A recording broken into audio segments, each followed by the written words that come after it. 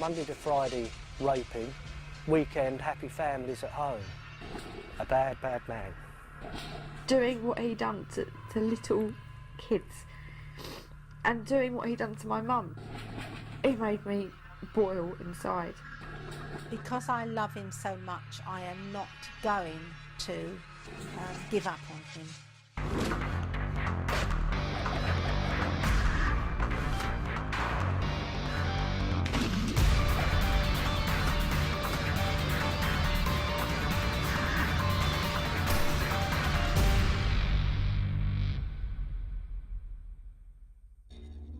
Hello, please, how can I help you? A little girl just turned up at our door and she says she's been raped.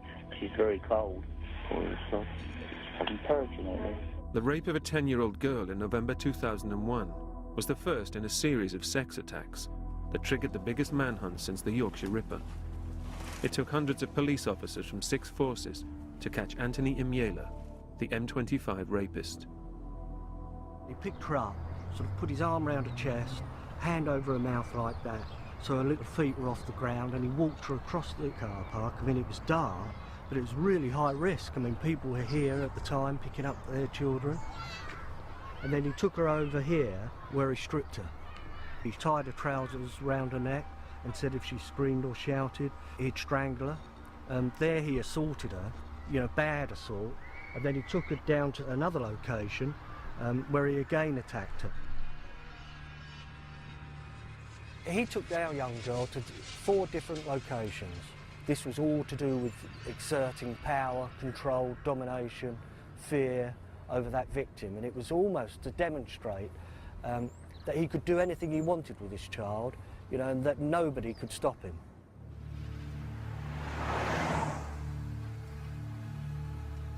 Members of the jury, you will recall he said, "If you scream or cry or anything, I'll break your legs or kill you." She also described being slapped several times across the face when she resisted. As she was moved along that route, she was sexually abused in one place before being moved on to another. At one stage, he remarked to her, "You've done this before, ain't you?" When she said no, he went on, "You're lying to me, you have." Then asked, "Have you ever watched videos of it?" I got home and the neighbours came around and told me that my daughter had gone missing. They didn't know where my daughter was. They were looking for her. My wife had gone off with a policewoman to try and find her, and at that point a police car turned up outside my house. They just said that she'd been attacked, and my wife phoned me back from the hospital and said that she'd been sexually assaulted and raped, and that they were doing tests. And those 4 hours where I sat waiting at home, waiting for my wife and my daughter to come back, were the longest 4 hours of my life, because I didn't know what sort of state my daughter would be in. Before leaving her, he asked her if she could count, and when she said yes, he said, "Count up to 500. Now, you will remember she said that she did, but missed out some of the numbers on purpose. I saw a car pull up and went outside and went and got her out, got my daughter out the back of the car, and I was just cuddling her. And I apologised. I was saying I'm so sorry. And she turned around and said, "Daddy, it's not your fault. You were at work." Christine married Anthony Imiela in 1997. She shared a bed with him during the time he was raping women and children. Here you are. Come on, Andy. They'd been married for 5 years when he was arrested in 2002. It was only then she discovered her husband was the M25 rapist. Come on then, Rio. Come on then. Christine still lives in the home they shared together before he was caught. Dear Chrissy, this is the hardest letter I have ever had to write, and should have been written long before today. Love that we both shared can't always remain the same. What have I to offer you? Hope in the future is all. And no matter what else, it is important now for myself to tell you that I am responsible and guilty. I became a rapist. Anthony Emiela's family cannot forgive his crimes, and Christine is the only person who visits him in Wakefield Prison.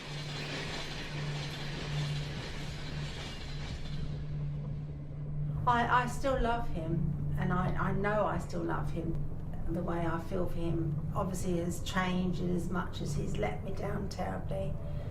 But I do still love him, and I want to do what I can for him. Not that that's a lot, but just seeing him is enough to keep him going.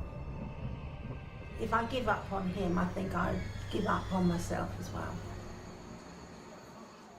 A lot of people say, but you're still young enough to meet someone else, but I've got absolutely no interest in doing that. I mean, if I haven't got Tony, I don't want anybody. And I can't ever think of any other type of life. It's really, it seems really odd to say that he was the perfect man for my mum. He really did seem like the ideal solution to mum's happiness. I've never seen her like that. She was like a child. Proper, you know, teenage love. It was fantastic. Tony was my life, and he's still part of it, and I want it to stay like that. And eventually, I hope one day we will be together again. I feel everyone deserves another chance, and I just hope that he's going to be worthy of that. There was a sermon a couple of weeks ago on forgiveness, and our new vicar of the church said, hate the sin and love the sinner, which is very true. I do hate the sin, what he's done. But I hope others will forgive him in time. In 2004, Emiela was found guilty of a total of 10 counts of rape, kidnap, and indecent assault. He was condemned to 7 life sentences. We had big cuddles to start with, big cuddles, which we've always said it's our medicine, because big cuddles makes all the pain go away. We kiss during the visit as well and hold hands. We talk and then we have a big cuddle and kisses when I say goodbye. Emiela has confessed to Christine he's guilty of 1 rape, but claims he's innocent of the others, and accuses the police of falsifying forensic evidence. I didn't approach the subject about the rapes at all. He knows how I feel. He knows I think he's guilty at least of some of them, and that's enough. And until he tells me and what he did or he didn't do, I really can't ask anymore.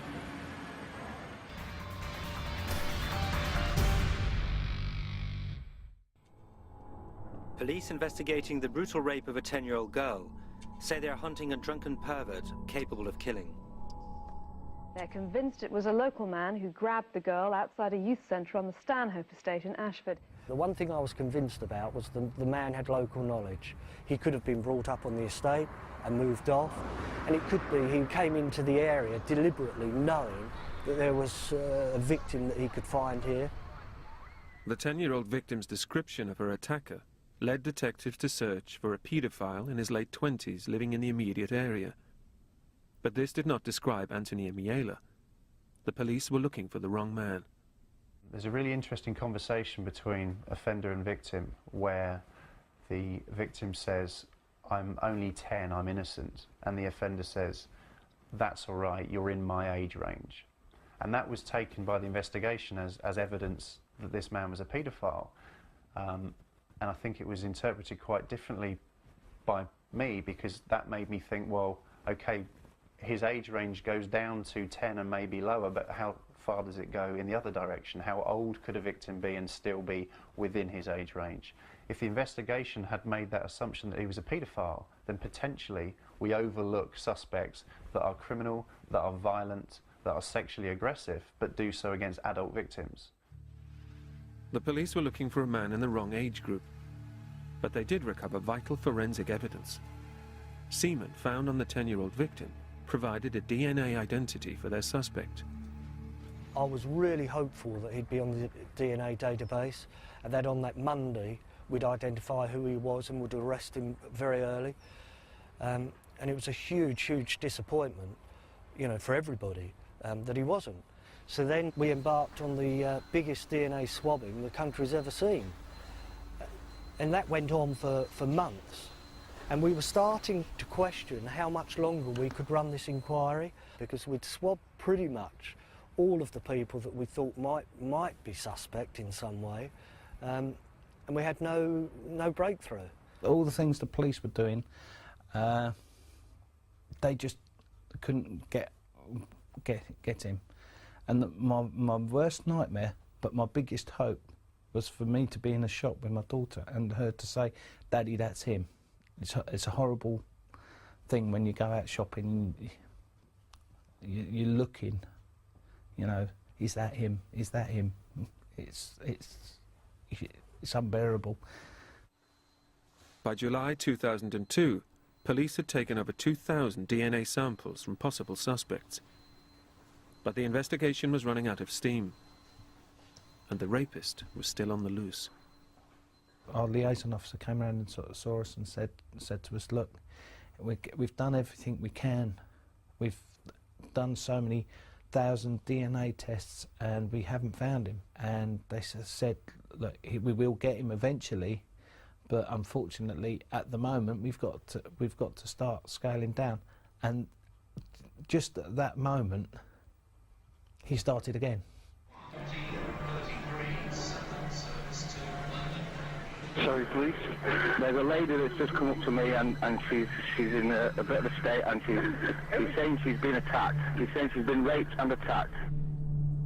8 months later, a woman exercising on a common near Red Hill became the rapist's second victim. This is the scene.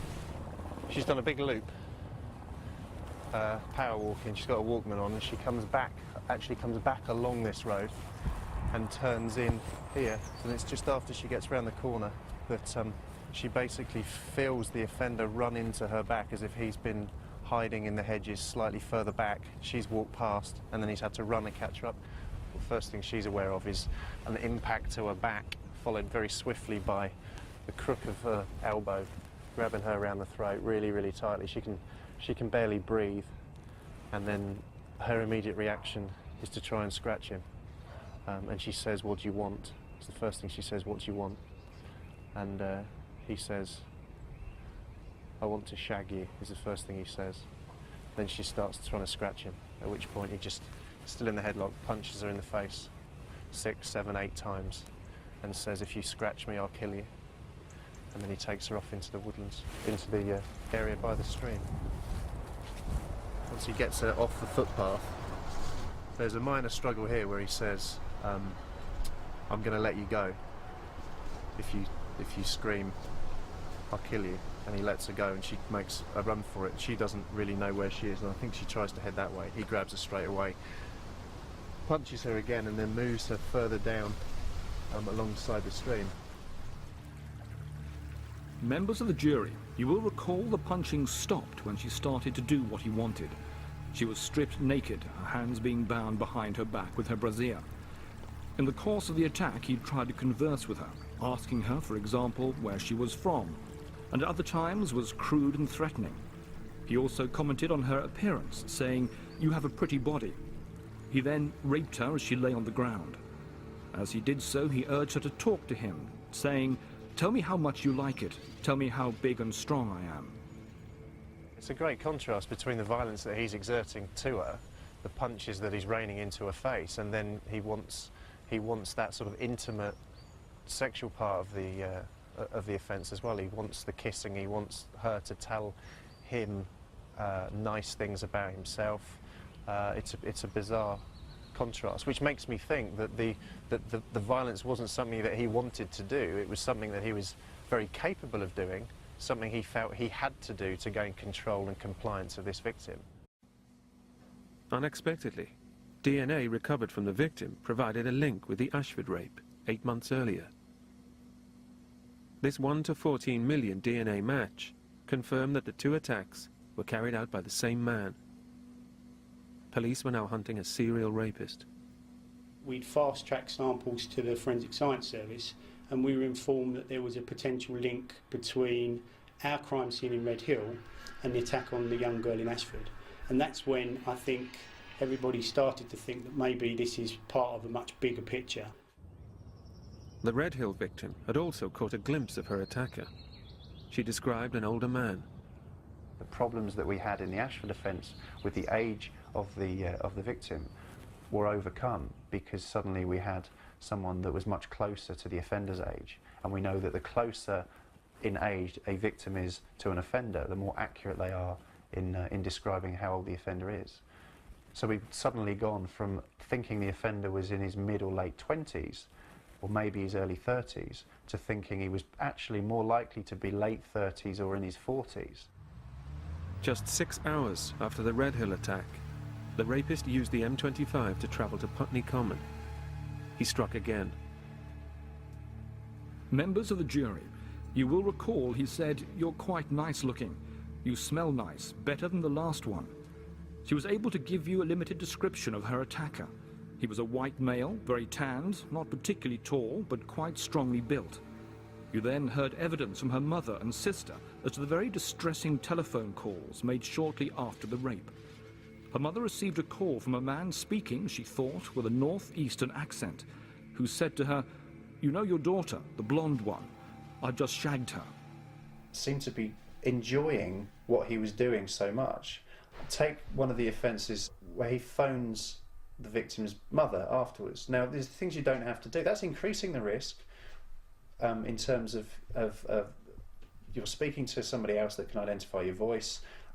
You are potentially putting fingerprints on a phone. There's a whole host of investigative reasons why you really shouldn't be doing that. But what's overriding all of those is his desire to further the offence and to demonstrate to people, how good he is, and just that arrogance and that cockiness of what he's done and the disregard for that victim is absolutely striking, and we don't see that generally amongst rapists.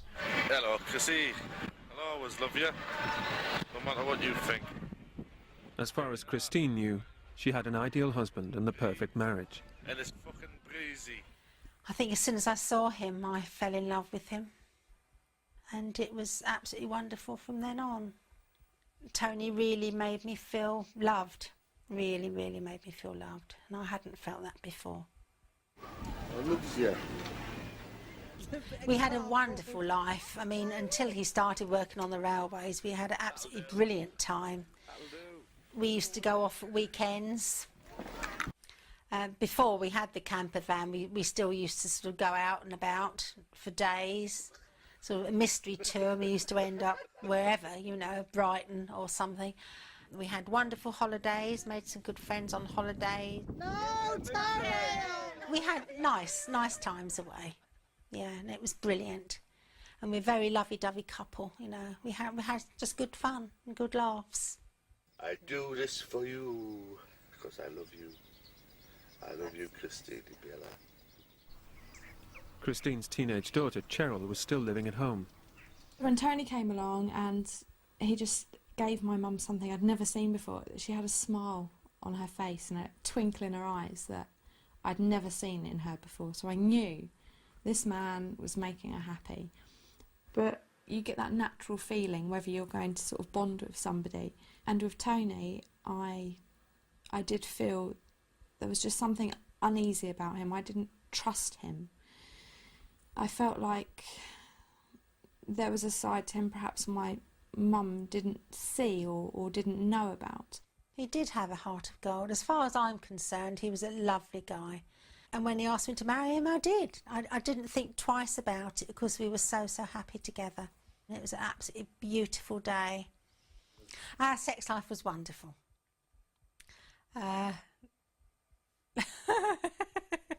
No, it was wonderful, and couldn't better it. It was fun, you know. I think we'd both got to the age where we could enjoy our sex life, and we did. You know, it was absolutely brilliant. Anthony Mjela was leading a double life, but his ability to keep the two lives separate was becoming strained. His predatory sexual behaviour seeped into the family home. I was in my room getting changed. I'd just been in the bathroom, and I was wearing just the dressing gown, which I hadn't done up particularly well. Or I was in my room, you know, I just privacy and everything. And Tony came in quite suddenly, you know, opened the door, and he would never normally come into my room. He would knock, obviously respecting the fact I was a teenage girl. I wanted my privacy. So as I turned round and saw Tony, it was a very quick moment of, I think it was something, do you want a cup of tea, he said. And it was like, no thanks. Oh, within the same moment realising I was perhaps uncovered. And I was embarrassed. He certainly looked embarrassed, and that was that. But that evening he did suggest that, you know, looking back on it now, I understand. He said to me, did you mean anything by that earlier?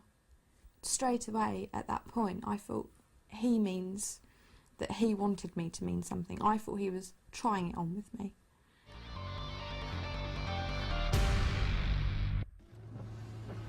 In August 2002, a massive police hunt called Operation Ord began for the M25 rapist. Police had his DNA profile, but still couldn't catch him. Anthony Mjela worked on the railways. His recent promotion to supervisor meant that he was less accountable to his bosses for his time. With this new freedom came opportunity. You have this interesting gap between the first offence, November 2001, and then nothing that we know about until the following summer.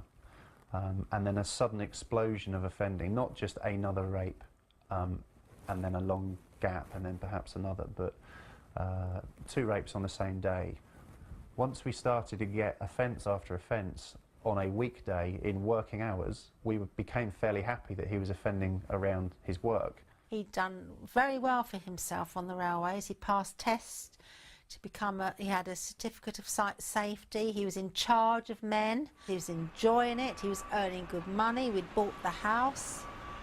On reflection, what we now see is a combination of probably 5 or 6 different factors coming together. The offender gets a new job. He's suddenly an autonomous lone worker as opposed to going to work in a van with his work colleagues. He's free to move. He's got great knowledge of the routes along which he can pick his victims, but he's also anonymous in those areas. But it also gives you problems because where somebody works doesn't necessarily equate to where they live. And it's far more difficult to identify people that work in a particular location than it is people that live in a particular location. The massive spread of the rapist stalking ground meant that every woman in the area served by the M25 was now a potential victim. I think the bigger the inquiry got, the more risks he took, because he just loved it. And he loved the media attention that stemmed from it. To be known as the sort of worst serial offender since the Yorkshire Ripper, I think he was probably feeling quite proud and chuffed about that and wore it almost as a Medal of Honour. He's built up this role of sort of super rapist in his own mind. That's what he's operating to, that's what he's trying to live up to. And he's even communicating that to some of his victims. Typical words of a serial rapist was one comment that he made to one of his victims. We need to be very careful to try and get the media to not paint him in a very different way to the way he perceives himself. Because if you paint him as something even bigger than he actually thinks he is, he will aspire to be that individual. All of us on the inquiry, and that's from all the different forces, you know, almost became depressed by the fact that we couldn't find him. You know, the inquiries, it was massive, it was huge. Yet despite that, you know, we felt as though we were no nearer to catching him than day one down here. The police believed that the rapist was using the M25 as a web to prey on his victims. That summer they investigated 4 rapes that they were convinced were carried out by the same man. Women and young girls were warned that they could become his next victim.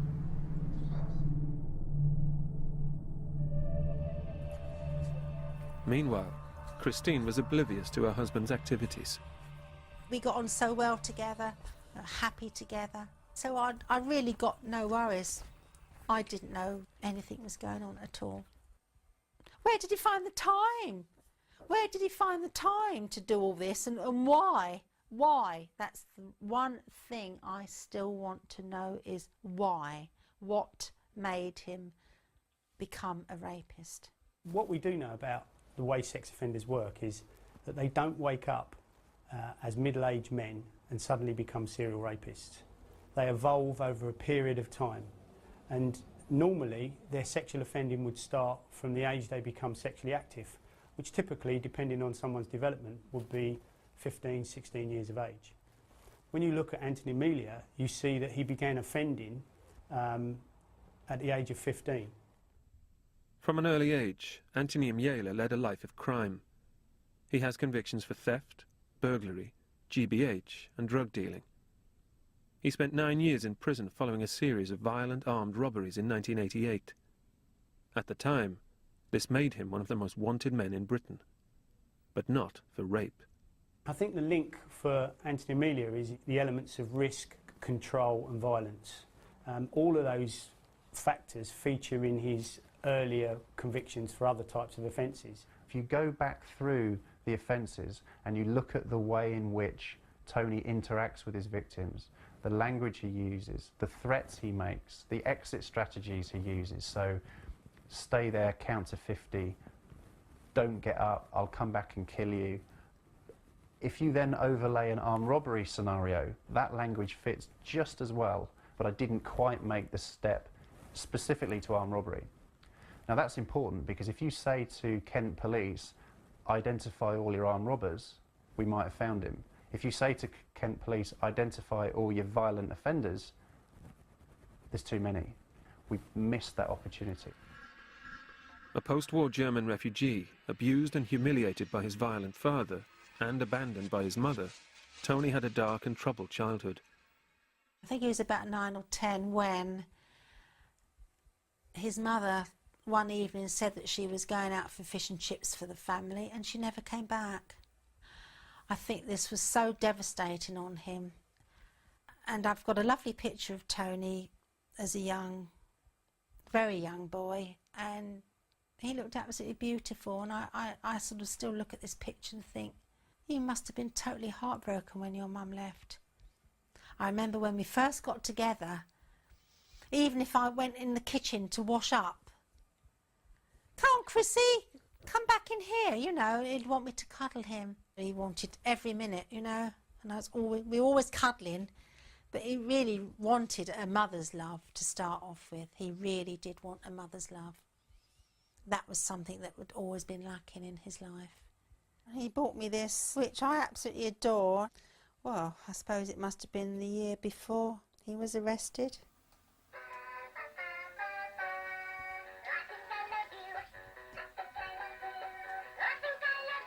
It shows that he has got a heart of gold inside, and I really don't know what's gone wrong.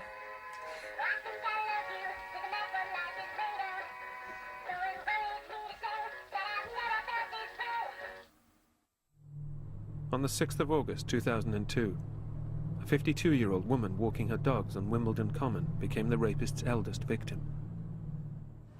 He walked me back exactly the path I'd come along.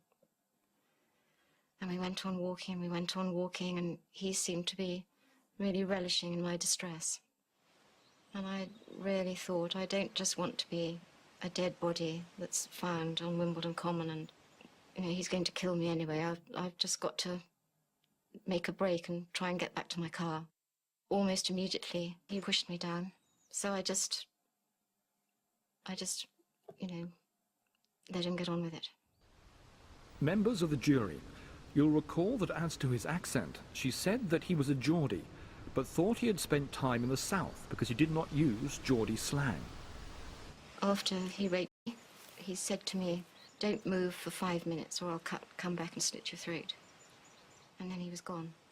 Suddenly we had two offences where someone was referring to a northeastern accent. So that was a new strand to the profiling, if you like, at that stage. Quite a problematic one, actually. It would have been better if he didn't have one, because we would have been happier that he was at least somewhere local. The police now faced a nationwide search, but once again the rapist offended within the M25 radius. The day after the attack on Wimbledon Common, a young woman returning from a shopping trip in Epsom was dragged off the street and raped in Woodland. After withdrawing, her attacker said he was going to tie her up. He then put a bin liner over her head. His final remark was that he had to go for a piss and that he would be back later.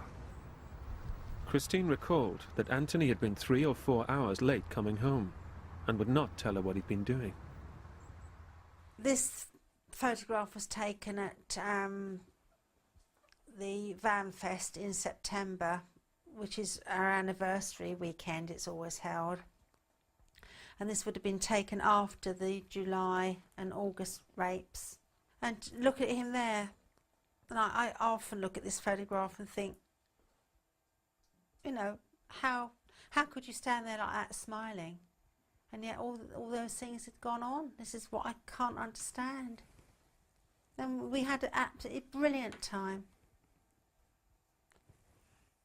But it just shows his mindset. Monday to Friday, raping.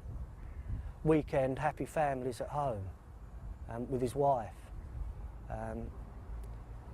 Happy to sit there, watch Blind Date with his Chinese meal on the Saturday night. And then happy to go out on the Monday and start raping again.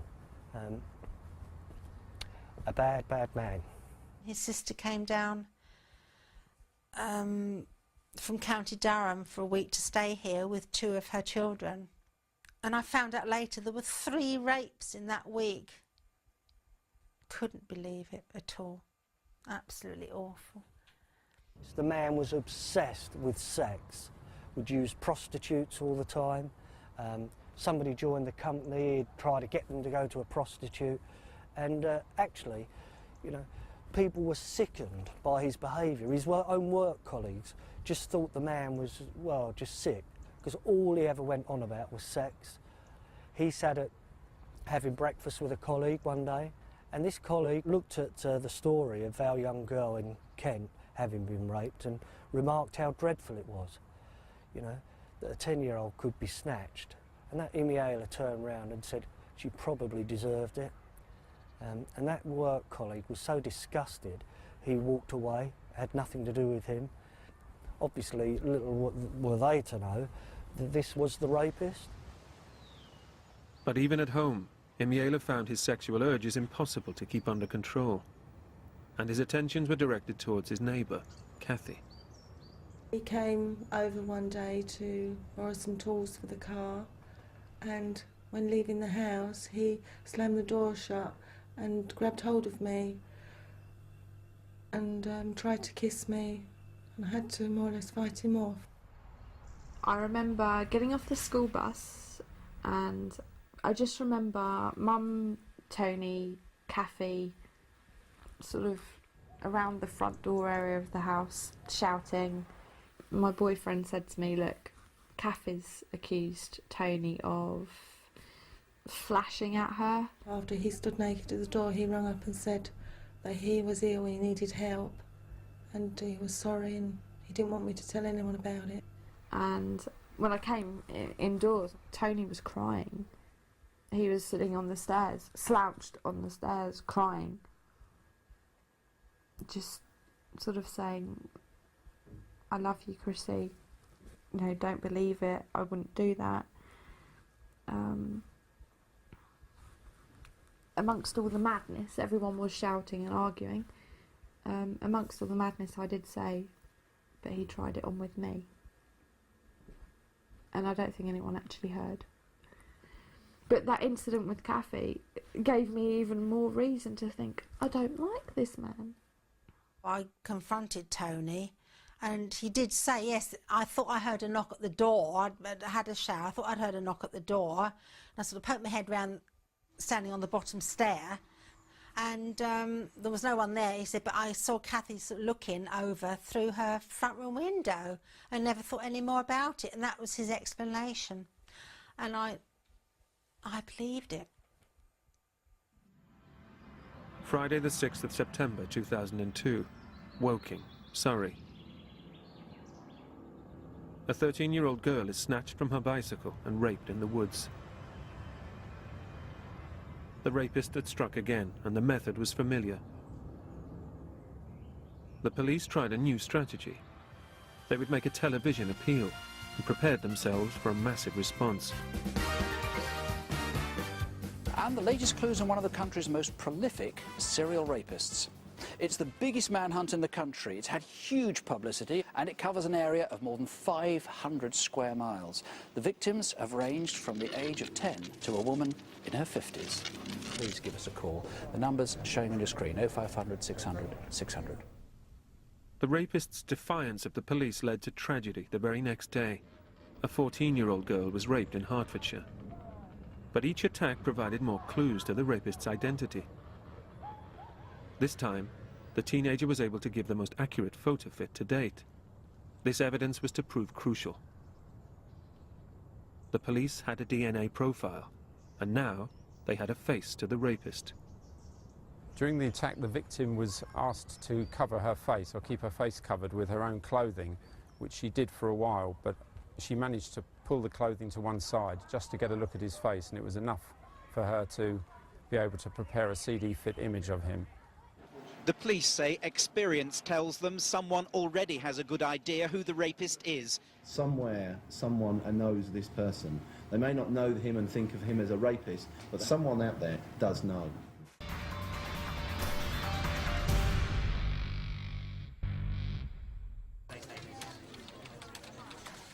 A year into the investigation, police launched a television appeal, believing someone could reveal the rapist's identity. In response, they were inundated with over 10,000 calls. One of these came from Anthony M. Yale's neighbour, Kathy Sherwood. It said about him smelling of tobacco, and it came to me then when I was standing at the street door. He'd grabbed hold of me and I smelt that smell of stale tobacco on him, and then I just knew it was him. Anthony Mjela was now a suspect, and police arranged to take a DNA sample.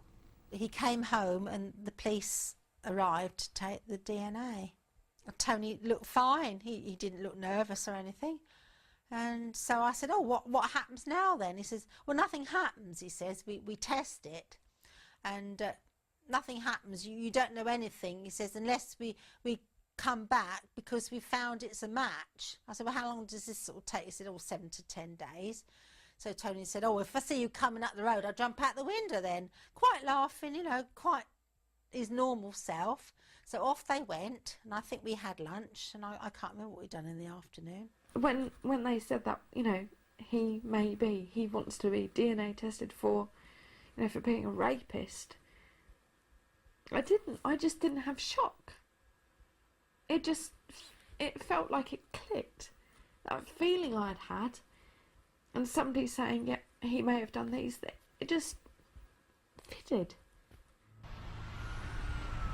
It took 2 weeks for police to match Mjela's DNA with the forensic samples. Now they feared they had a potential killer at large. Police tracked Mjela and finally arrested him on the M20. About 11:45 on the Monday night, I was woken this awful banging at the door. I thought, oh, you know, what's this? So put my dressing gown on, went downstairs. So, who's that? Police, I said, and I opened the front door, and there must have been at least 6 police officers standing there. And they came in and they told me they had arrested Tony. I felt like I was in a film. It didn't feel like it was happening. You know, one minute you're asleep, the next minute your house is swarming with police, you're put in a car, taken away, and told that your stepdad's just been arrested for being a rapist. Spent quite a few days in a hotel in Maidstone while they searched this house, and in the morning under the hotel door came this paper that I hadn't ordered, and everything about the rates was splashed all over the paper. Oh, my world collapsed.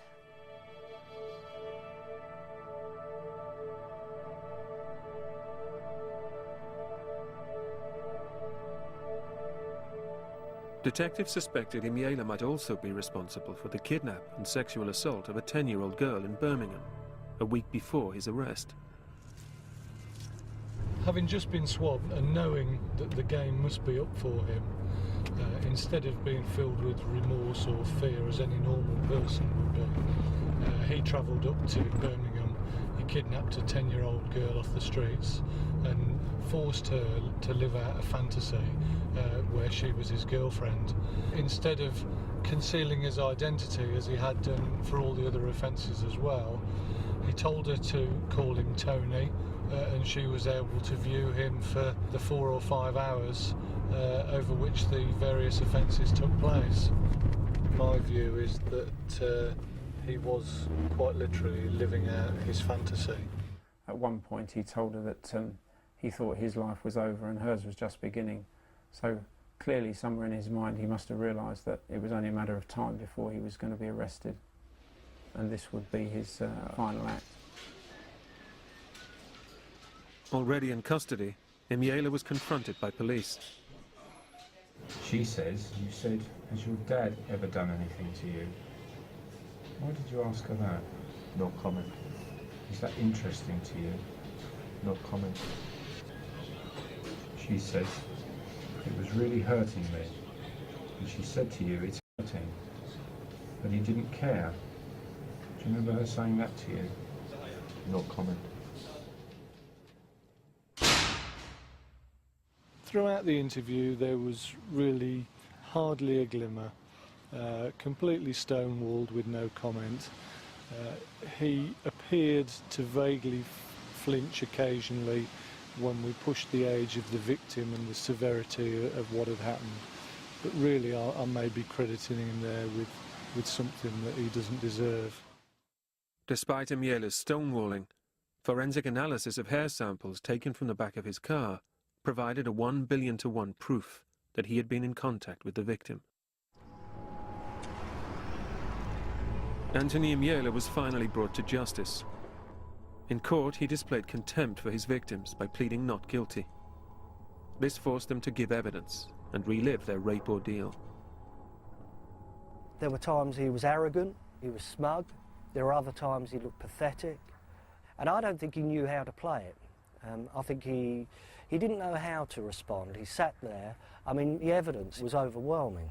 And that man could sit there and deny those offences and then listen to his account in the witness box. I mean, it was just pathetic. Some people said that was his final hurrah, if you like. You know, he's got the power, he's got the control, he can influence things. And probably it is, but, you know, I try not to even give him credit for that because he just means nothing, absolute zero to me. The evidence against him was so immensely powerful that he had to come up with an extremely obscure story about how he was in the Birmingham area, about how some children had got into his car and basically chatted to him and been cheeky to him, and that type of thing. DNA recovered from the 10-year-old proved Imiela had sexually assaulted her. I looked at him with nothing but contempt for the man. And that man couldn't even look me in the eye. He is an utter coward, fine to terrorise women and young children, but the man is a coward. I seen in him a different light, you know. I saw this sad, sorry man standing there. And I sort of looking at his eyes thinking, how could you do that? You filthy, dirty man, you know, how could he do it, and for what reason? And I still don't know why. To this day, I don't know why. Good evening. Anthony Imiela is beginning 7 life sentences tonight. He was found guilty today of 7 vicious rapes. Yes, life imprisonment for Imiela, but it's his victims who say they're the ones serving the real life sentences. The eldest, who was 52 at the time, says the man who raped her killed the person she was, and a 10-year-old girl who he tried to rape still wakes up at night screaming, "I can see his face, I can see his face."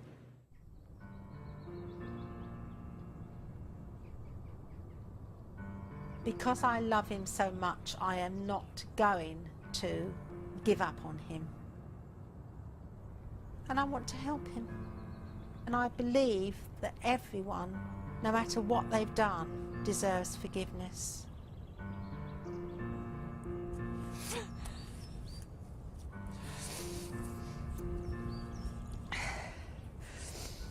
I knew I was going to be upset.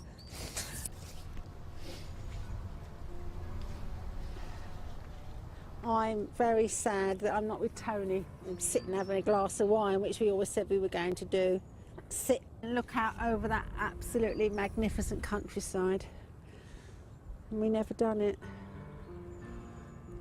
Who knows, maybe in 20 years' time, could maybe come up here with Tony and sit here and have a big cuddle under our tree. Doing that to the victims, doing what he done to little kids, and doing what he done to my mum, to hurt my mum in that disloyal, disgusting way, it made me boil inside. But the anger and hatred for Tony it's just not there anymore, because he's not here, and he's not going to be here. He can't hurt my mum anymore. He can't hurt anyone else anymore. I've lost my soulmate, and it's all terribly heartbreaking. It eats away at you, but I would have him back. I won't forsake him. I'm going to stay by him. And I'm all mixed up, feeling cornered and rushed. They say it's my fault, but I want it so much. Wanna fly her away, but the sun and rain coming over my face, wash away all the shame. But I stop and stare.